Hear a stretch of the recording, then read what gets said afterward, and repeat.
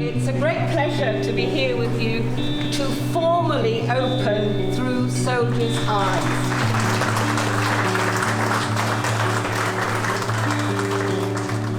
Welcome to our Through Soldiers' Eyes exhibition, where you'll see a combination of heritage and contemporary artworks created by members of our armed forces community, both past and present. Through Soldiers' Eyes is not just an exhibition, it's a community engagement project as well, which has been running since the beginning of 2021. It combines working with the armed forces families, veterans, children, spouses, wives, widows. It's a chance to raise the awareness with the wider community of those people who live and work amongst us, and to celebrate their contribution to our lives, which is often unseen and unheard.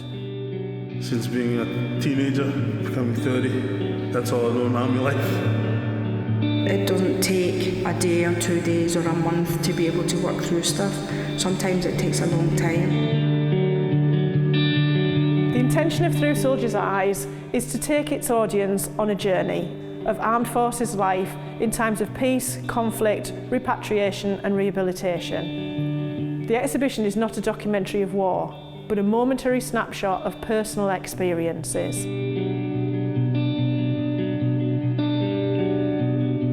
The exhibition also demonstrates the power of creativity and art to make connections and to understand and process pain and trauma. You can't go through anything that is so life-changing without it affecting you.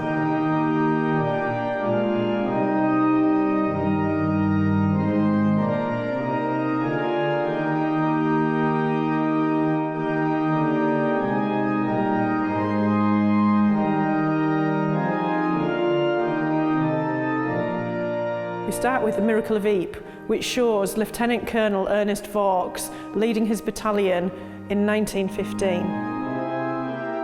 Lieutenant Colonel Vorks is the grandfather of Di Williamson, who has been teaching art with the veterans and running our veterans art sessions online during lockdown.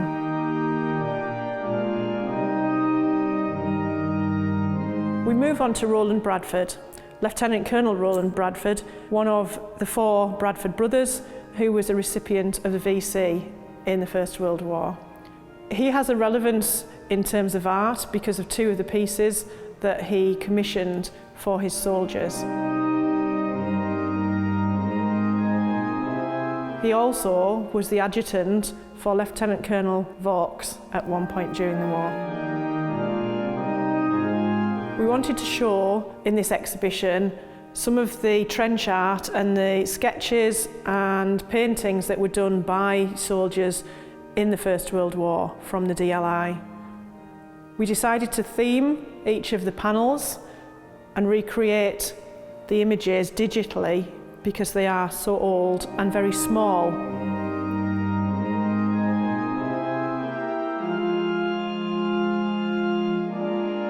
Each panel tells its own story, and each panel also includes some poetry.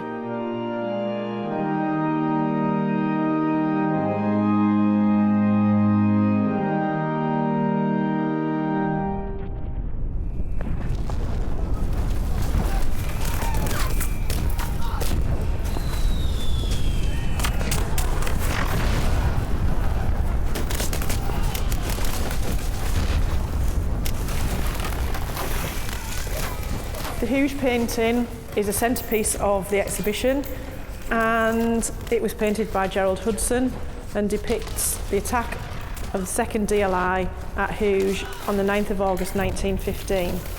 It's also one of the images we used to recreate our World War I interactive trench experience, in which it was animated and brought to life both visually and with a script telling the story of DLI soldiers.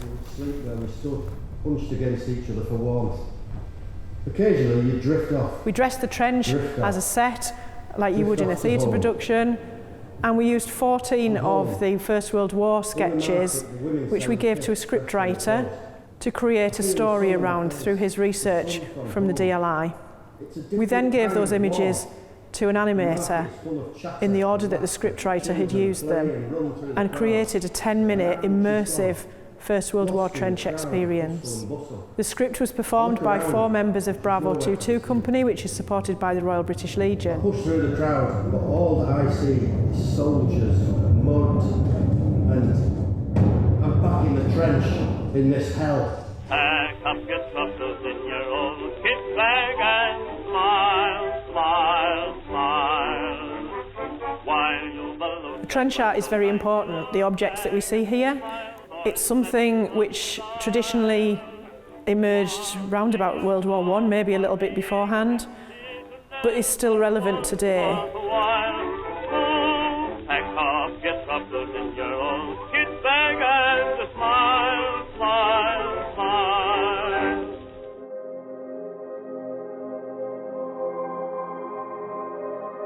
The depiction of cartoons is very important. We didn't have mobile phones, we didn't have social media, and we didn't have instant news in those days, in World War I and World War II, and cartoons were used a lot to tell people what was happening, not only in the newspapers and the magazines, but also by the soldiers themselves, a little bit of light relief for themselves when they were creating them.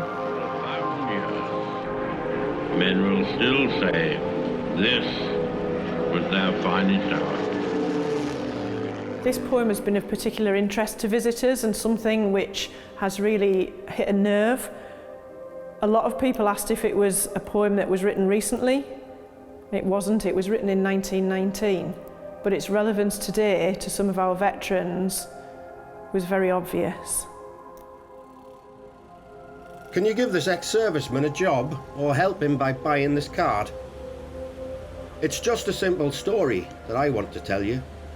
Yet in spite of its simplicity, it is, alas, too true.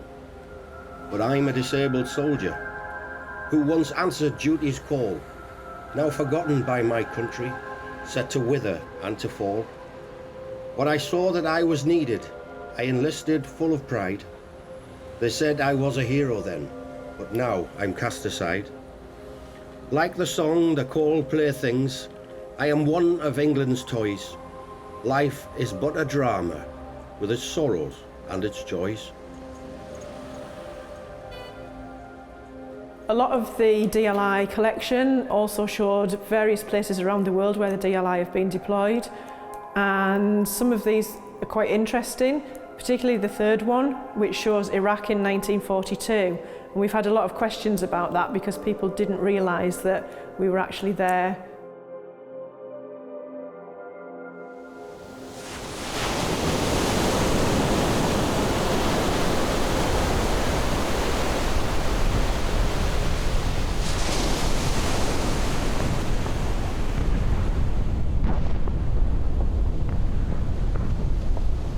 This painting's on loan from Usher Historic House and Gardens and shows the soldiers disembarking from the ship at Gallipoli.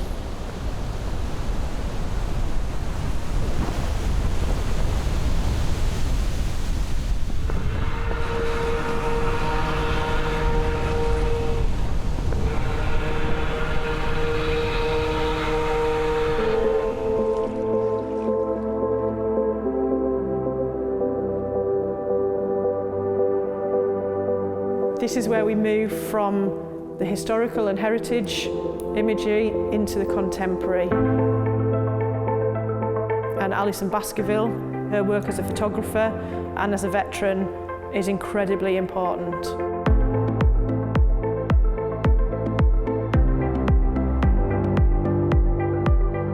Throughout the Through Soldiers' Eyes project, we've worked with a lot of female veterans and current serving personnel too. So it was very important to capture their thoughts and feelings. We specifically wanted a space within the exhibition which was a quiet space where people could come and reflect on what they were seeing. This is where we decided to put the creative writing. Within the quiet pod, we've got some postcards, all of which were designed by members of the online art group, and we chose 6 designs. Visitors can choose their own postcard. They can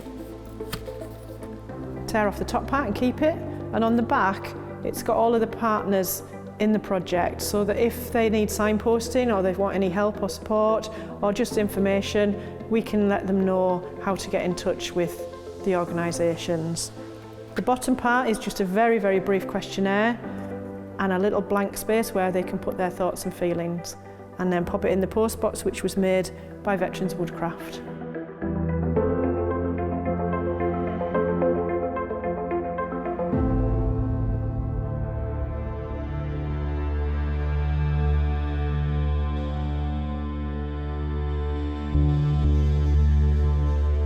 These windows were designed and built by the guys at Veterans Woodcraft in Newton Aycliffe. They were designed specifically to show the work of the online art group, which is part of the Art for Wellbeing, which is run from the hub at Newton Aycliffe. And similarly, the things that we see in the other window have also been created by members of the Veterans Community Hub and Veterans Woodcraft. Veteran and photographer Simon Green worked with us on this part of the project. These 3 large images are his own images from his Breathe collection. The smaller images are part of a community project that he did in Stanley and Concert in County Durham with a group of veterans with their cameras. They looked at everyday objects and recognisable places and how they equate those with their military service.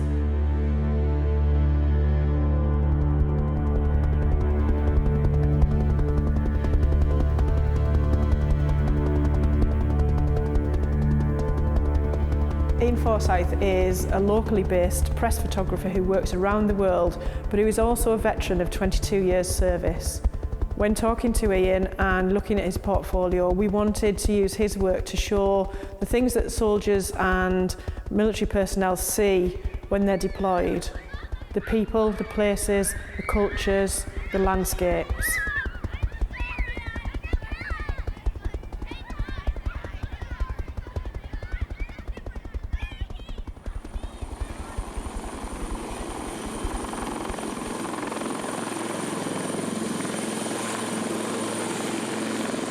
Izzy Shaw's piece was the first piece that we commissioned for this exhibition, and the piece that we used to promote the exhibition along with one of the historical pieces.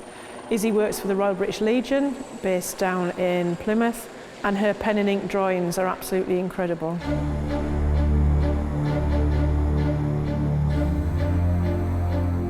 Mick Graham is an artist based in Chesley Street and a veteran of 14 years service.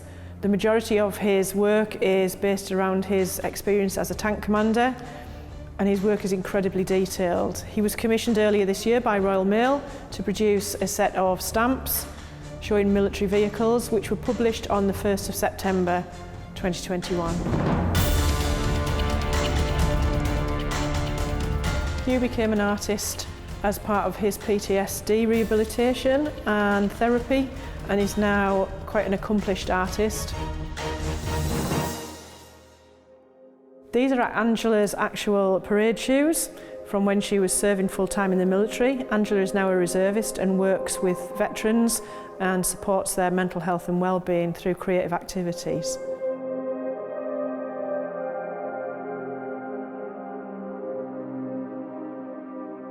Jill is a member of our online art group, working with Paul and Di, and some of her work is also in the windows that we saw earlier.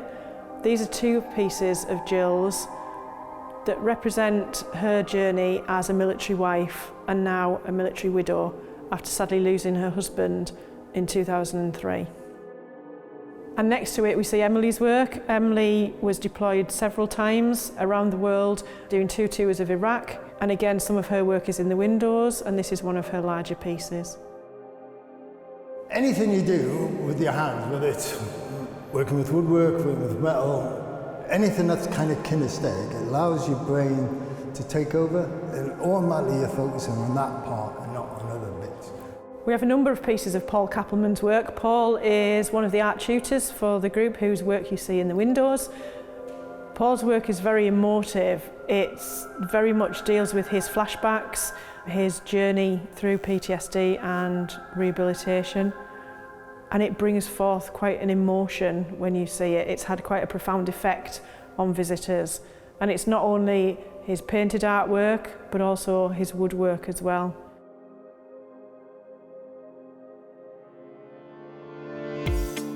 We didn't just want to show the artwork of people who'd actually served, but also those who support and sit in the background maybe, that we're not always aware of. The wives, the husbands, and the children of those who were deployed. Hazel, who's the artist of the mural, travelled around the world during her childhood with each of her parents' deployments, and this shows her journey growing up from a young child to a young adult, and all of the places she's lived and the experiences that she's had.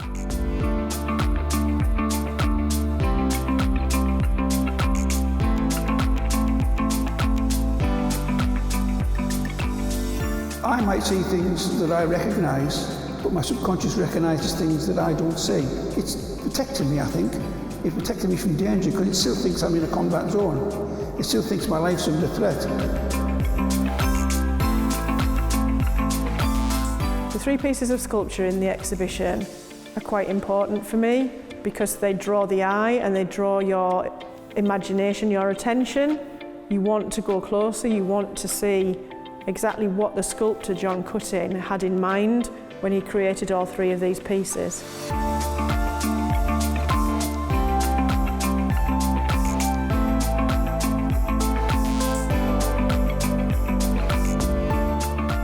Each one has its very own specific story and is a way in which John works through his complex PTSD diagnosis.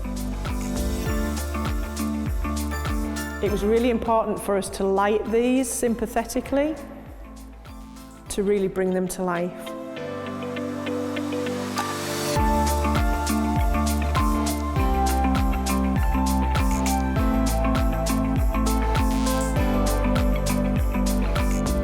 In the 12 weeks of this exhibition's run, we've had just under 9,000 people visit from as far away as London, Birmingham and the north of Scotland.